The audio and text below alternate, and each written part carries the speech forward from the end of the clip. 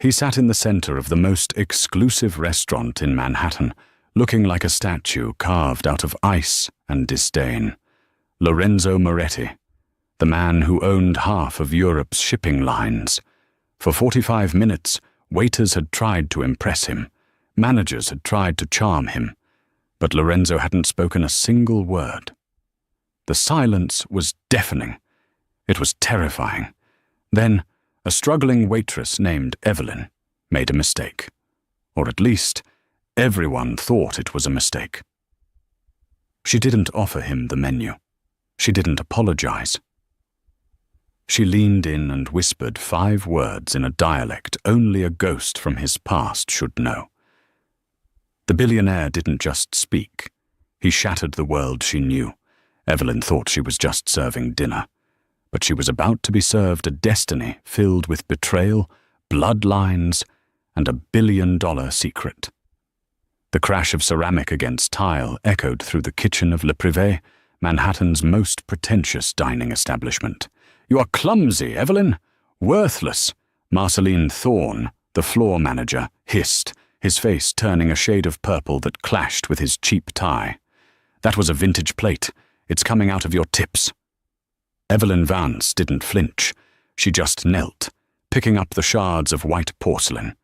She was 24, tired, and currently drowning in debt left behind by her mother's medical bills.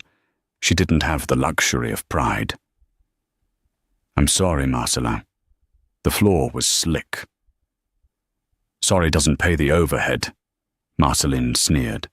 He adjusted his cuff, looking toward the swinging double doors that led to the dining room. His expression shifted from anger to sheer panic. "He's here." The kitchen went silent. Even the head chef, a man who usually screamed if the risotto was 30 seconds late, stopped chopping. "Who?" Evelyn asked, dumping the shards into a bin. "Lorenzo Moretti," a sous chef whispered, looking terrified. "The CEO of Moretti Global. They say he bought a hotel chain last week, just because he didn't like the service at the front desk." Marceline turned to Evelyn, a cruel glint in his eye. "The VIP section. Table 1. Go." Evelyn blinked. "Me? But Sarah handles the VIPs. I'm just overflow." Sarah is hyperventilating in the walk-in freezer because Moretti hasn't looked at her, hasn't ordered, and hasn't spoken a word in 20 minutes, Marceline snapped. "He's rejecting everything with silence.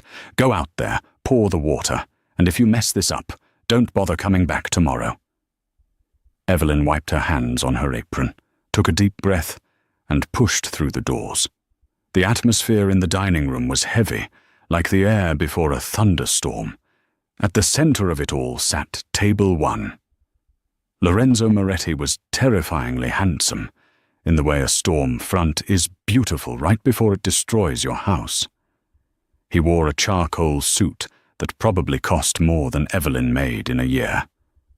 His hair was dark, swept back, and his eyes were fixed on the empty wine. Glass in front of him. He didn't look up as she approached. Evelyn felt the eyes of the entire staff burning holes in her back. She approached the table, holding a crystal pitcher of chilled water. "Good evening, sir," she said, her voice steady despite her trembling hands. Silence. She poured the water. He didn't blink. "Would you like to see the wine list or perhaps start with an appetizer? The chef has prepared a truffle carpaccio that is—" Lorenzo lifted one hand. "Stop." He didn't speak. He just pointed a long finger at the glass of water she had just poured, then waved his hand dismissively. He wanted her gone. Evelyn felt a flash of irritation. She was broke, tired, and hungry, and this man was treating people like furniture. She turned to leave, but then she saw it. On his pinky finger, he wore a heavy signet ring. It wasn't gold, it was blackened silver, stamped with a crest, a wolf biting a sword. Evelyn froze. She knew that crest. She had seen it in the old dusty photo albums her grandmother kept hidden in the attic, the grandmother who refused to speak English when she was angry. Evelyn looked at Lorenzo. He was staring out the window, looking utterly alone and deeply bitter. Without thinking, the words slipped out of her mouth. Not in English, but in the obscure, lyrical dialect of the Sicilian coast, a dialect her grandmother used to sing to her. Il dolore che non parla, sussurra al cuore fino a spezzarlo. The grief that does not speak whispers to the o'erfraught heart and bids it break. The effect was instantaneous. Lorenzo Moretti didn't just look up. He snapped his head toward her with the speed of a predator. His eyes, previously dull and bored, were now blazing with a mixture of shock and fury. For the first time all night, the billionaire opened his mouth. "Repeat!" he commanded. His voice was deep, raspy, like gravel grinding against velvet. "Repeat what you just said." The entire restaurant seemed to gasp. Marcelin, watching from the shadows, looked like he was about to faint. I'm sorry, sir," Evelyn stammered, switching back to English. "It's just an old saying. My nonna used to say it when I was brooding." Lorenzo stood up. He was tall, towering over her. He ignored the stunned diners. He walked around the table, closing the distance between them until he was inches away. He smelled of expensive cologne and tobacco. "That dialect," he said, his eyes scanning her face as if searching for a map. "It is from the village of Corleone, specifically the Western Ridge. Nobody speaks that in New York. Nobody." "My grandmother was from there," Evelyn whispered, intimidated by his intensity. Lorenzo's gaze dropped to her name tag. "Evelyn," he read. Then he looked at her neck.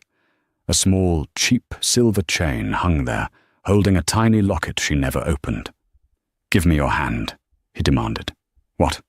"Give me your hand." Evelyn slowly extended her hand. Lorenzo didn't kiss it. He turned it over, looking at her palm, then at her wrist. He seemed to be looking for something specific. When he didn't find it, he let out a breath that sounded like disappointment. "You have the accent," he muttered to himself, "but not the mark." "Sir, I should get back to work," Evelyn said, pulling her hand away. "My manager is watching." Lorenzo looked over Evelyn's shoulder to where Marceline Thorne was cowering. Lorenzo reached into his jacket pocket and pulled out a black card made of titanium.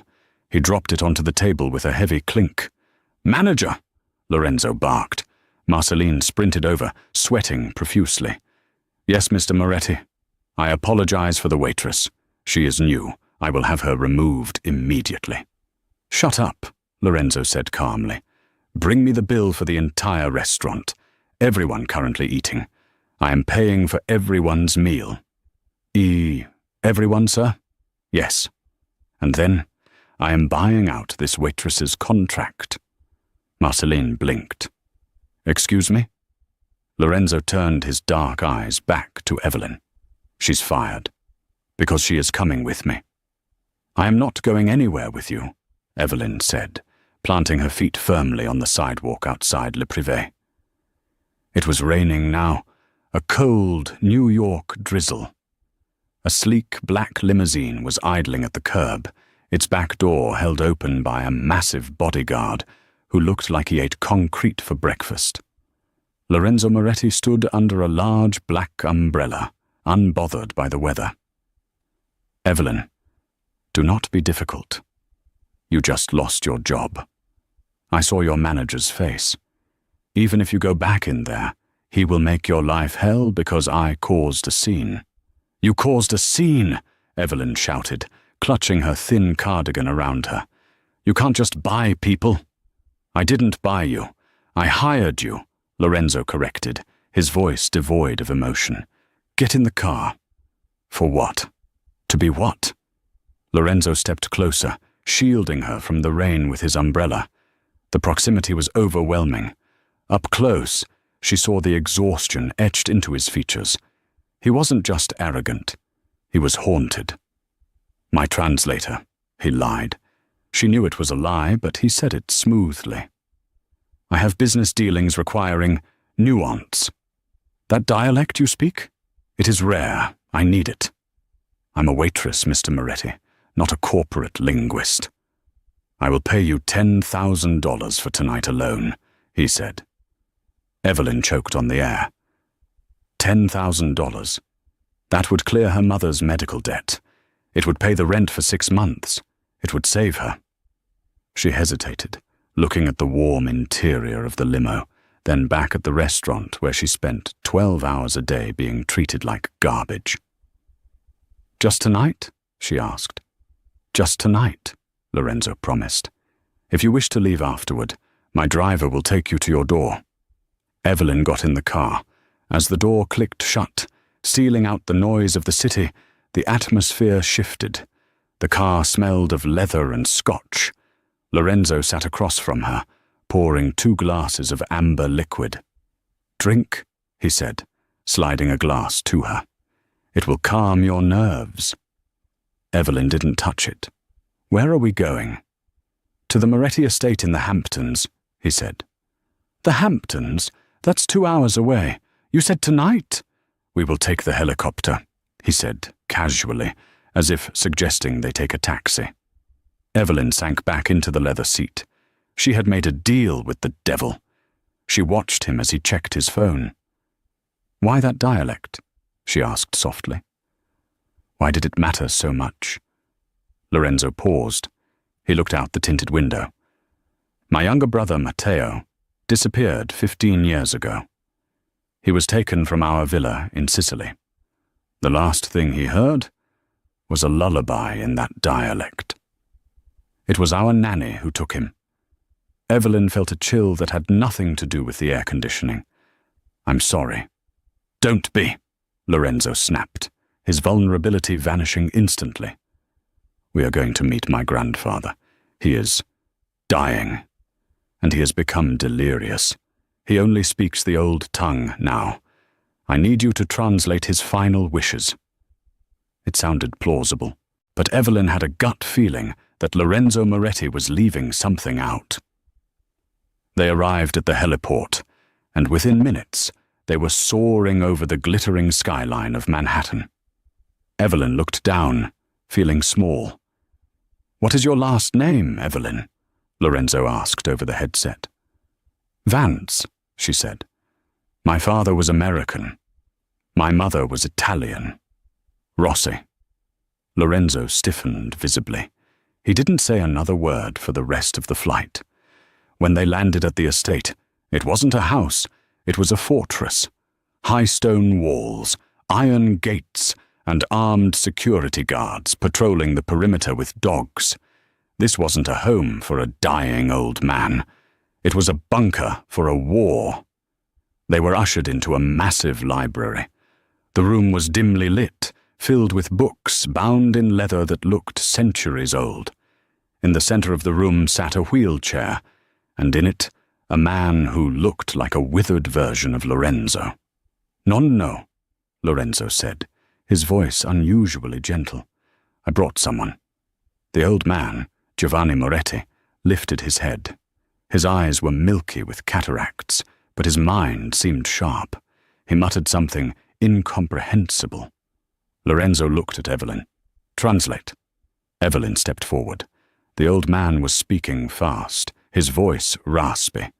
She listened carefully, her heart pounding. Il lupo è tornato. Il sangue non mente. Lei ha la chiave. Evelyn swallowed hard. She looked at Lorenzo. Well, Lorenzo demanded. What did he say? He said, Evelyn hesitated.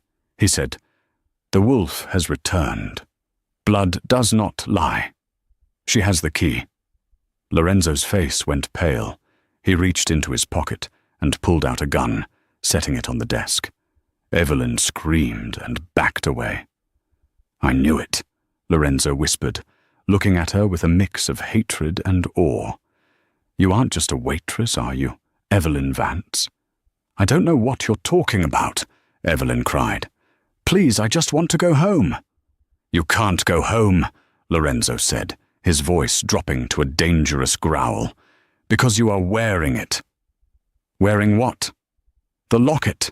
Lorenzo pointed to her neck. "Open it." "It's rusted shut. It's never opened." Lorenzo crossed the room in 2 strides. He grabbed the locket from her neck, ignoring her protest. He didn't try to pry it open with his fingernails. Instead, he took the signet ring from his own finger, the wolf biting the sword, and pressed it into a small indentation on the back of her cheap silver locket. Click. The locket sprang open. Inside there was no picture. There was a tiny folded piece of microfilm and a microscopic engraving on the gold interior, property of the De Luca family. Lorenzo stared at it, then at her. "De Luca!" He spat the name like a curse. "You are the daughter of our greatest enemy, and you just walked right into the lion's den." Evelyn backed up until she hit the heavy oak door. It was locked. "I didn't know," she whispered. "I swear I didn't know." "It doesn't matter," Lorenzo said, picking up the gun again. But he didn't point it at her. He pointed it at the door. "Because my security just signaled that 3 SUVs filled with mercenaries just breached the gate. Your family is here to take you back, Evelyn, and they will kill everyone in this house to get that microfilm." The sound of automatic gunfire erupted from the front lawn. Lorenzo looked at her, his eyes wild. "If you want to live, you stay behind me. You are my prisoner now, Evelyn, or my leverage. Let's see which one keeps us alive longer." The library door shuddered as a heavy battering ram slammed against them from the outside. Wood splintered. Dust rained down from the ancient ceiling. Lorenzo didn't waste a second. He grabbed Evelyn's wrist, his grip like an iron shackle. "Move! Now!" "My grandmother!" Evelyn screamed, thinking of the only family she had left back in Queens. "If they know who I am, if they are here, they already know everything," Lorenzo growled, pulling her toward a bookshelf on the far wall. He reached for a leather-bound copy of Dante's Inferno and tilted it. The bookshelf groaned, clicking loudly before swinging inward to reveal a dark, narrow stone staircase. "Go!" he ordered, shoving her into the darkness. "What about your grandfather?" Evelyn hesitated, looking back at the old man in the wheelchair. Giovanni Moretti sat perfectly still, a strange, serene smile on his face amidst the chaos. He waved a frail hand at them. "Go." "He is safe," Lorenzo said, his voice tight. "This room is bulletproof reinforced steel disguised as wood. Once the panic button is hit, the windows seal. He will survive. We might not."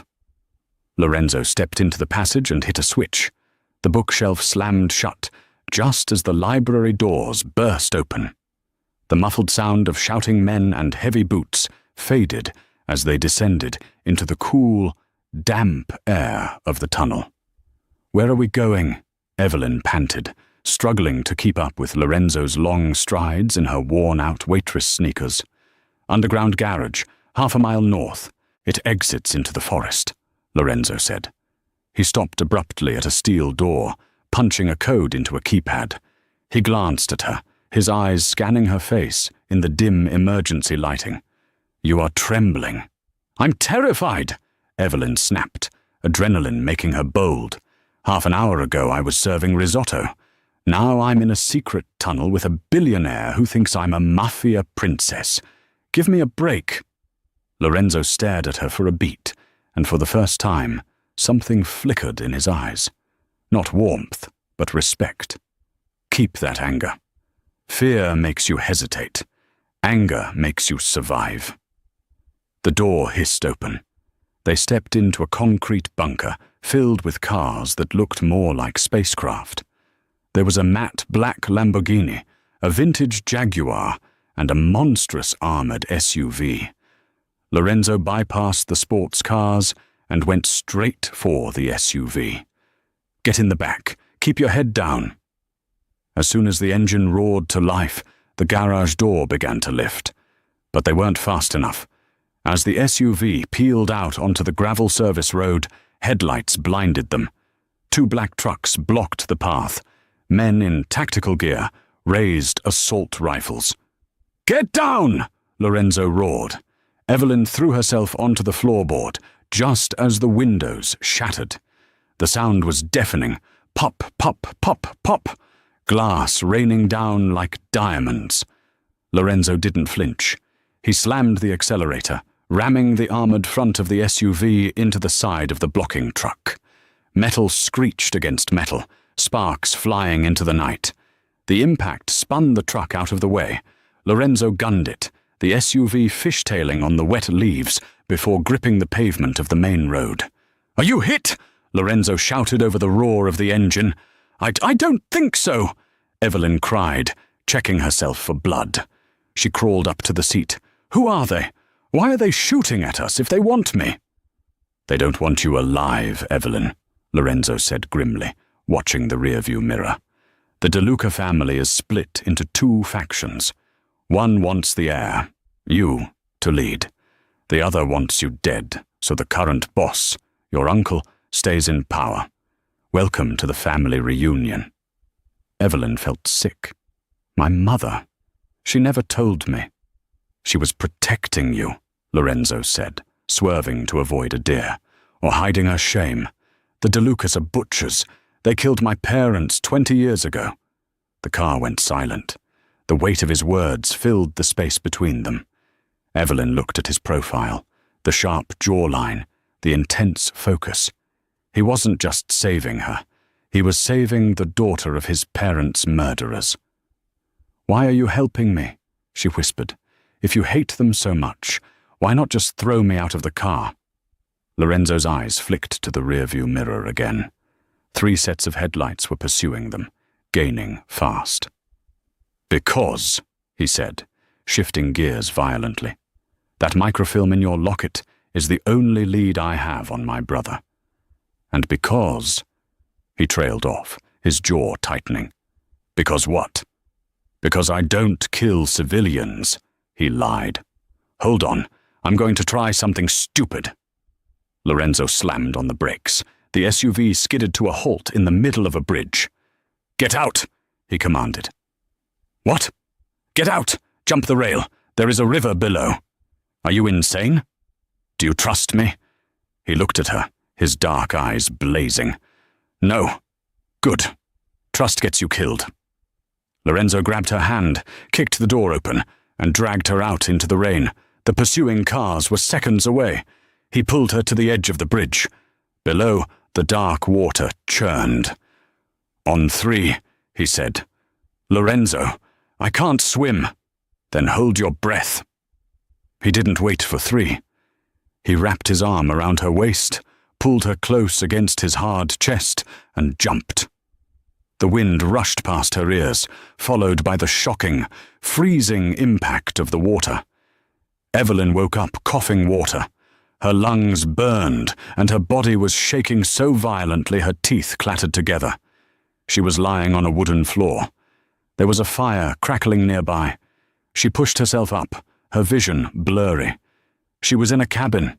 It was rustic but expensive. Heavy timber beams, a bearskin rug, and a wall of windows looking out into a pitch-black forest.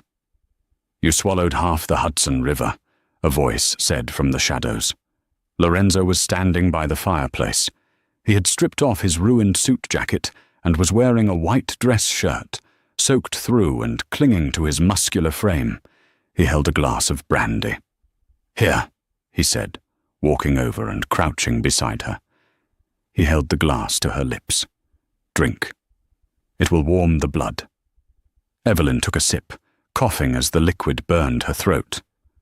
"We're alive," she whispered in disbelief. "For now," Lorenzo said. He stood up and walked to a table where Evelyn's locket lay open under a bright lamp.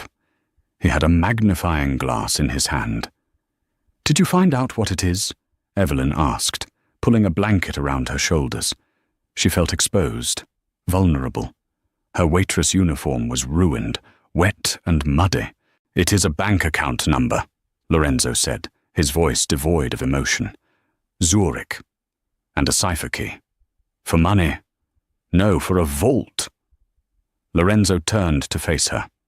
The De Lucas are famous for their vaults. They keep blackmail material on every politician, judge, and CEO in Europe. That is their real power.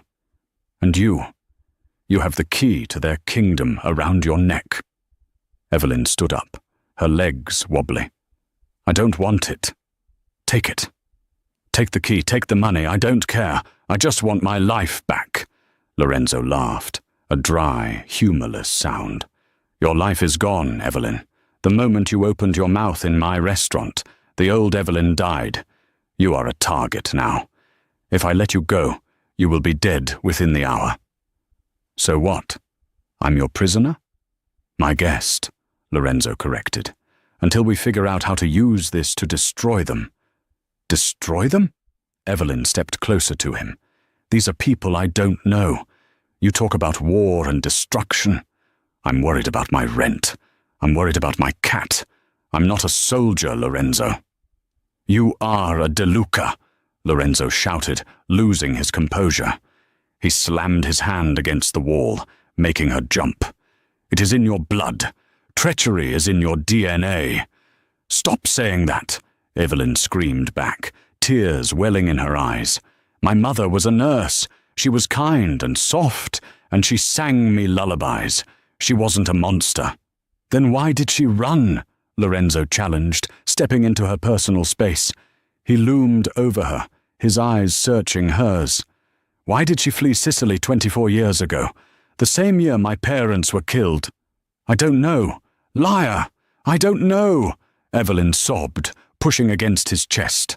Lorenzo caught her wrists. His grip was strong, but not painful. He held her there, pinned against the invisible wall of his anger. But as he looked down at her wet hair plastered to her face, her wide, terrified hazel eyes, her trembling lips, the anger began to shift into something else. The silence in the cabin grew heavy. The fire popped. Lorenzo's gaze dropped to her lips, then back to her eyes. He was breathing hard. Evelyn's heart hammered against her ribs, but she didn't pull away. You look like her, Lorenzo whispered, his voice rough. My mother. You have her eyes. It is a cruel joke. Lorenzo, Evelyn breathed. He released her wrists abruptly, as if he had been burned. He turned his back to her, running a hand through his wet hair. There is a bathroom through that door, he said, his voice cold again. There are dry clothes in the closet. My sister keeps some things here. They should fit. Lorenzo, go, he commanded, before I forget that you are the enemy. Evelyn fled to the bathroom. She stripped off her wet clothes and stepped into the hot shower, letting the water wash away the river mud. She cried silently, the tears mixing with the water. When she came out, dressed in a soft cashmere sweater and leggings she found, the cabin was quiet. Lorenzo was sitting in an armchair, staring at the fire. He had a laptop open on his knees. I ran a trace on the account number, he said, without looking up. Evelyn sat on the rug, hugging her knees. And? It was opened 25 years ago, by a woman named Isabella De Luca. My mother, Evelyn whispered. Her name was Isabella. Isabella De Luca was the daughter of the Don, Lorenzo said. She was betrothed to my uncle. It was supposed to be a peace treaty between our families, but she vanished the night before the wedding. The De Lucas blamed us. They said we killed her. That started the war that killed my parents. Evelyn gasped. She ran away? Because she didn't want to marry? Apparently, Lorenzo looked at her. She ran away to America, changed her name to Rossi, and had you. So, I'm legitimate? You are the rightful heir to the De Luca crime syndicate, Lorenzo said. And since your grandfather, the old Don, died 3 days ago, that makes you the Don. Evelyn laughed hysterically. Me? The Don? I can't even get Marceline to give me a Tuesday off. Lorenzo didn't smile. He closed the laptop. That is why the mercenaries are coming. Your uncle, Stefano, seized power when the old man died. But he knows you exist. As long as you are alive, his claim is weak. He sent the hit squad. So what do we do? Evelyn asked, her voice trembling. Lorenzo stood up and walked to the window. He looked out at the dark forest. We stop running, he said. We go back to New York. We walk into the De Luca headquarters. And we claim your throne. You're crazy. No. Lorenzo turned to her, a dangerous smirk playing on his lips. I am a businessman, and I just realized I have the most valuable asset in the world. Me? Yes. You're going to pretend to be the ruthless mafia queen they fear. And I... He walked over to her, extending his hand. I am going to be your consigliere. We are going to take them down from the inside, and we are going to find my brother. Evelyn looked at his hand. It was a death sentence, but it was also her only chance. She took his hand. One condition, she said. Name it. You teach me. Don't throw me to the wolves. Teach me how to be one. Lorenzo's fingers tightened around hers. Deal. But be warned, Evelyn. When you dance with the devil, you don't get to pick the tune. Suddenly, the glass of the window behind Lorenzo shattered. A red laser dot appeared on Evelyn's chest. Down! Lorenzo tackled her to the ground, just as a sniper bullet tore through the space where she had been standing. They found us! Lorenzo cursed, rolling them behind the heavy oak sofa. Someone betrayed us. Only 3 people knew about this cabin. Who? Evelyn cried, covering her head. Me! My sister! And my head of security, Dante. Lorenzo pulled a pistol from under the sofa cushion. He checked the magazine. It seems, Lorenzo said, his eyes cold as ice, that Dante has just tendered his resignation. The cabin was a trap. The bullets tore through the wood like paper. Lorenzo kept Evelyn's head down, his body a shield against the splintering debris. The kitchen! Lorenzo hissed into her ear. Gas line! We are going to blow the back door. We'll blow ourselves up! Evelyn screamed over the noise of shattering glass. Better to burn than to be executed. Lorenzo grabbed a heavy bottle of vodka from the shelf, ripped a strip of cloth from the curtains, and stuffed it into the neck. A Molotov cocktail. When I throw this, you run for the back exit. Do not look back. Lorenzo stood up, exposing himself to the window. A bullet grazed his shoulder, tearing through the white shirt, blossoming red. He didn't even grunt. He hurled the flaming bottle toward the front entryway where the gunmen were breaching. Whoosh! The fire caught the spilled alcohol and the old timber instantly. A wall of flame separated them from the attackers. Go! Lorenzo shoved her.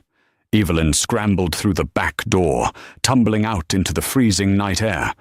The snow was falling now, covering the forest floor. She gasped, the cold air burning her lungs. Lorenzo was right behind her, clutching his bleeding shoulder. Into the trees, he commanded. They ran. Branches whipped Evelyn's face, leaving stinging scratches. She could hear shouting behind them, orders being barked in Italian. They were being hunted like animals. Wait. Lorenzo stopped suddenly, pulling her behind a massive oak tree. He was breathing heavily, sweat mixing with the blood on his shirt. Dante knows my protocols.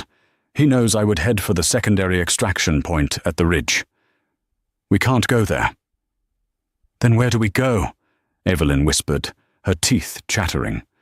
We go where he doesn't expect. We circle back, to his car.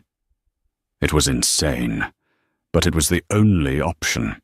They moved silently through the underbrush, circling the burning cabin. The orange glow of the fire illuminated the scene. 3 men in tactical gear were scanning the tree line.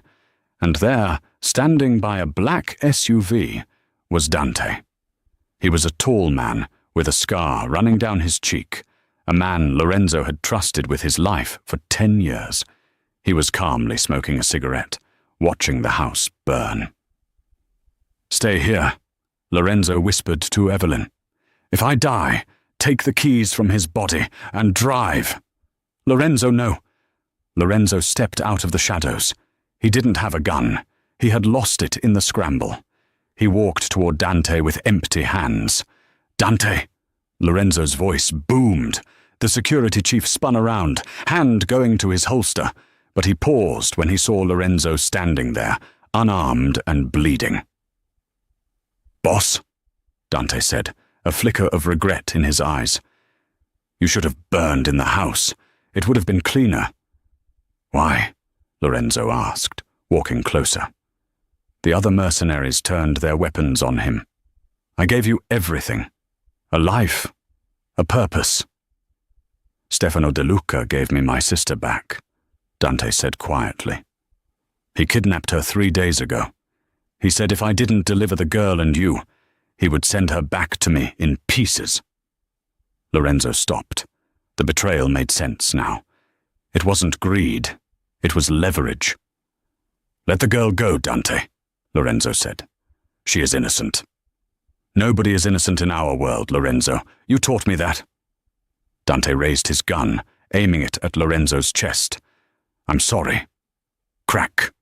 A gunshot rang out. But Lorenzo didn't fall. Dante stumbled forward, a look of shock on his face.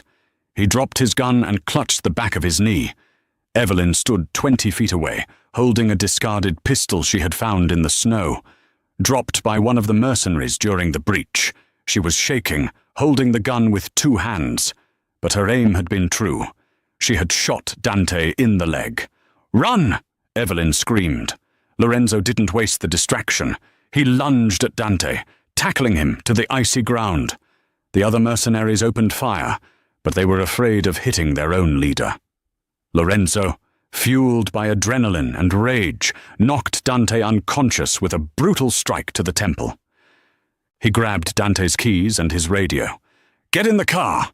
Lorenzo roared, dragging Evelyn toward the SUV. They dived inside just as the mercenaries realized their boss was down. Bullets pinged against the armored chassis. Lorenzo fumbled with the keys, his bloody hand slipping. "Drive!" Evelyn yelled. The engine roared to life.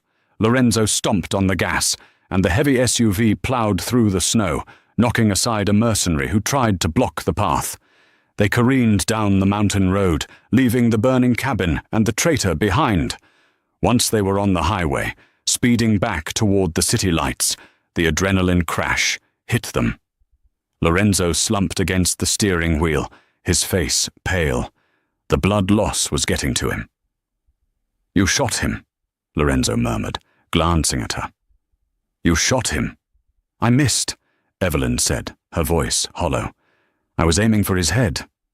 Lorenzo looked at her, and a dark, terrifying smile touched his lips.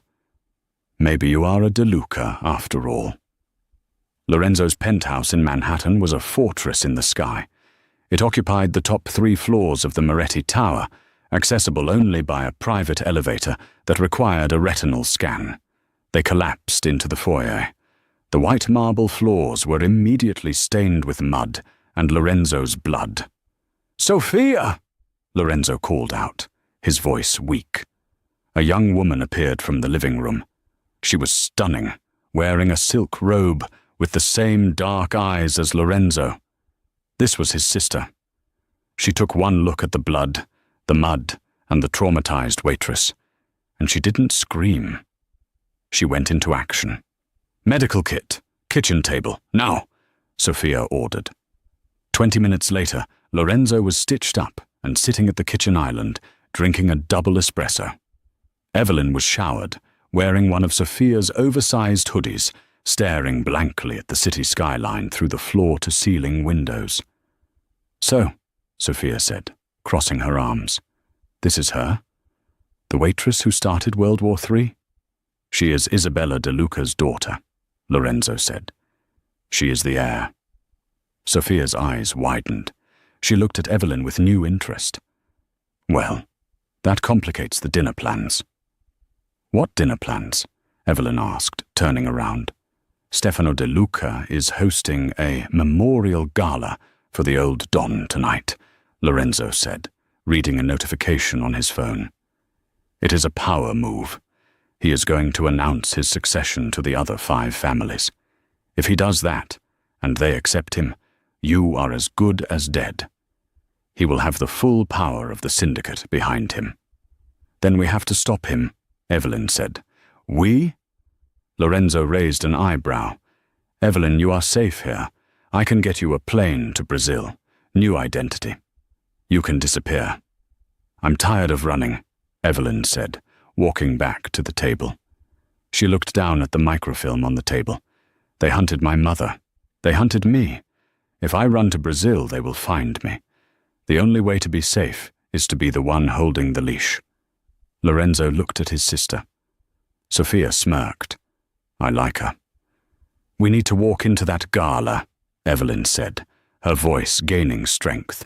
We need to show them that I exist, that Stefano is a usurper. You can't just walk in there, Lorenzo said. You look like... Well, you look like a waitress. No offense. These men are sharks. They smell fear. They smell weakness. If you walk in there looking like a victim, they will eat you alive. Then change me, Evelyn challenged him. You said you hired me to translate. Well, translate me into someone they fear. Lorenzo stood up. He walked over to her, circling her slowly. He wasn't looking at her body. He was looking at her posture. Stand up straight, he commanded. She straightened. Chin up. Higher. You are not looking for tips anymore. You are looking down on them. He stopped in front of her. It is not about the dress, Evelyn. It is about the eyes. When you look at Stefano, you cannot show hate. Hate is emotional. Hate is weak. You must show indifference. Like he is an insect, you are deciding whether to crush or ignore. Evelyn took a deep breath, channeling every customer who had ever been rude to her, every manager who had yelled at her, and the cold fury of almost dying in the snow. She looked at Lorenzo. Her face went blank, her eyes cold. Like this? She asked. Lorenzo stared at her for a moment, stunned. The transformation was chilling. Sophia, Lorenzo said, not breaking eye contact with Evelyn. Get the dress, the black one, and the diamonds, the Moretti diamonds. The family jewels? Sophia gasped. Lorenzo, those are for your future wife. She is playing the part of a queen, Lorenzo said softly. She needs the crown. 3 hours later, a Rolls-Royce Phantom pulled up to the curb of the Plaza Hotel. The paparazzi were swarming, flashes blinding in the night. The De Luca Memorial Gala was the event of the underworld season, disguised as a charity ball. The valet opened the door. Lorenzo stepped out first, looking devastating in a tuxedo, his arm in a black sling, which only made him look more dangerous. He reached a hand inside. Evelyn Vance stepped out. She was unrecognizable. She wore a floor-length gown of black velvet that hugged every curve, with a slit that went up to her thigh. On her neck sat the Moretti diamond necklace, a piece of jewelry worth more than the hotel itself.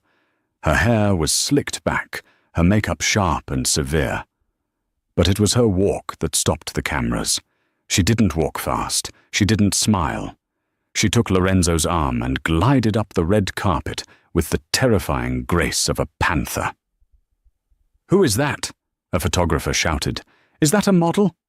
"No," another whispered. "Look at the eyes. That's a killer." They reached the ballroom doors. 2 massive security guards blocked their path. They worked for Stefano. "Invitation?" the guard grunted. Lorenzo didn't speak. He looked at Evelyn. Evelyn turned her gaze to the guard. She didn't blink. She reached into her clutch and pulled out not a ticket, but the heavy, blackened silver signet ring Lorenzo had used to open her locket. She held it up. "Tell Stefano," she said, her voice low and smooth as dark honey, "that his niece has come to pay her respects." The guard's face went pale. He keyed his radio, whispering frantically. A moment later, the doors swung open. The ballroom was silent. 300 of the most dangerous criminals, politicians, and business tycoons in New York turned to look. At the head of the room, on a raised stage, stood Stefano De Luca. He was a bull of a man, holding a glass of champagne, mid-toast. When he saw Evelyn, the glass slipped from his fingers and shattered on the floor. Evelyn didn't stop. She walked through the center of the room, the crowd parting for her like the Red Sea. Lorenzo walked a step behind her, her shadow, her protector. She walked right up to the stage. She didn't climb the stairs. She stood at the bottom, forcing Stefano to look down, making him look awkward and small. "Uncle," Evelyn said. Her voice was amplified by the silence of the room. "You started the party without me." Stefano recovered his wits. His face turned red. "Who is this imposter? Security! Remove this trash!" "Careful, Stefano," Lorenzo spoke up, his voice carrying effortlessly. "You don't want to disrespect the head of the family."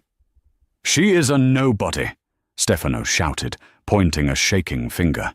"A waitress. I am Evelyn De Luca," she announced, turning to face the crowd. She held up the microfilm chip in her fingers. "And I hold the keys to the vault, the blackmail, the accounts, the treaties. I have it all." A collective gasp went through the room. The keys were the source of the De Luca power. Without them, Stefano was just a thug in a suit. "If you kill me," Evelyn said, looking back at Stefano, "the information is released to the FBI, Interpol, and the press. I have a dead man's switch active." It was a bluff, a massive lie.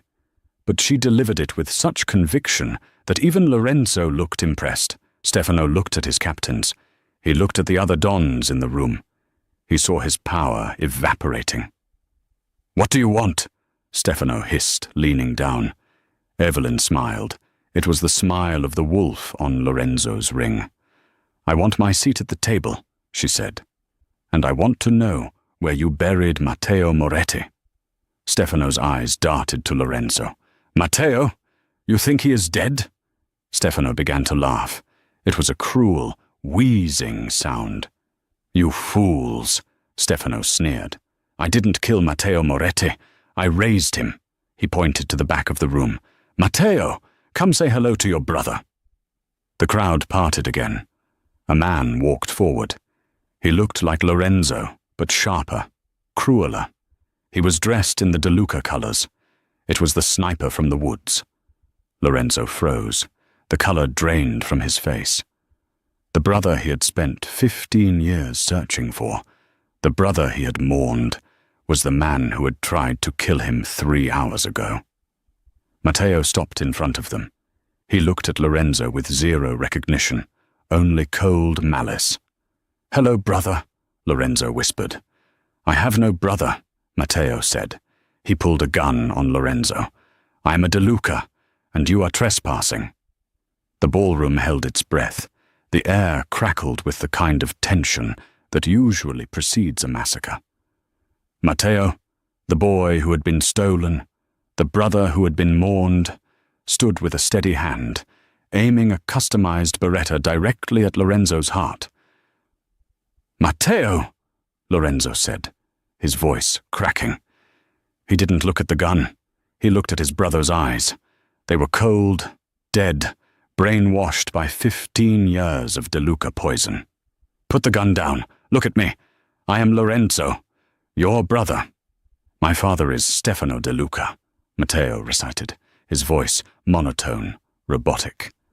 "You are an enemy of the family." "He stole you," Lorenzo shouted, stepping forward despite the weapon. "He took you from the garden. You were 5 years old. You were playing with a toy soldier, a red soldier." Matteo's eye twitched. A flicker of pain crossed his face. "Silence him!" Stefano roared from the stage, sweat beading on his forehead. "Shoot him, Matteo, now, or I will put you back in the hole." The threat made Matteo flinch. His finger tightened on the trigger. Evelyn saw it happening in slow motion. Lorenzo was going to die. He was going to die trying to reach a brother who wasn't there anymore. She looked at the microfilm in her hand. It was useless against a bullet. She looked at the guards. They were loyal to the paycheck. She had only one weapon left, the same weapon that had started this entire night. The dialect. Evelyn stepped in front of Lorenzo. "Move, woman," Matteo hissed, aiming at her head. Evelyn didn't move. She looked deep into Matteo's confused, angry eyes. She took a breath and began to sing. It wasn't a song of war. It was the lullaby her grandmother had taught her. The same lullaby the nanny had sung to Matteo before he was taken. The dialect of the western ridge of Corleone. "Dormi piccolo lupo, la notte è tua amica." "Sleep, little wolf, the night is your friend." The effect was violent. Matteo gasped as if he had been physically struck. He staggered back, grabbing his head with his free hand. "Stop it!" Stefano screamed. "Shoot her! Shoot the witch!" Evelyn raised her voice, singing louder, her voice echoing off the vaulted ceiling, haunting and sweet. "La spada è d'argento, ma il cuore è d'oro." The sword is silver, but the heart is gold. Matteo dropped to his knees. The gun shook in his hand. The conditioning, the years of torture and lies were cracking under the weight of a core memory, the sound of home. "Matteo!" Lorenzo rushed forward, dropping to his knees beside his brother, ignoring the danger. "It's me! It's Enzo!" Matteo looked up. The dead look was gone, replaced by the terrified eyes of a 5-year-old boy trapped in a man's body. "Enzo," he whispered. "No!" Stefano De Luca jumped off the stage, his face twisted in fury. He pulled a gold-plated revolver from his tuxedo jacket. "If you won't kill him, I'll kill you all." Stefano raised the gun, aiming at Evelyn. Bang! The shot rang out, deafening in the enclosed space. Evelyn squeezed her eyes shut, waiting for the pain. But it never came. She opened her eyes. Stefano De Luca stood frozen, a look of shock on his face. A red stain was spreading across his white shirt. He looked down at his chest, then up at the shooter. Matteo was standing. He had fired. "My name," Matteo said, his voice trembling but loud, "is Matteo Moretti."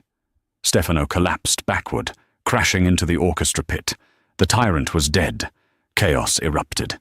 Stefano's guards raised their weapons, unsure of what to do. The other mafia families began to move, sensing a power vacuum.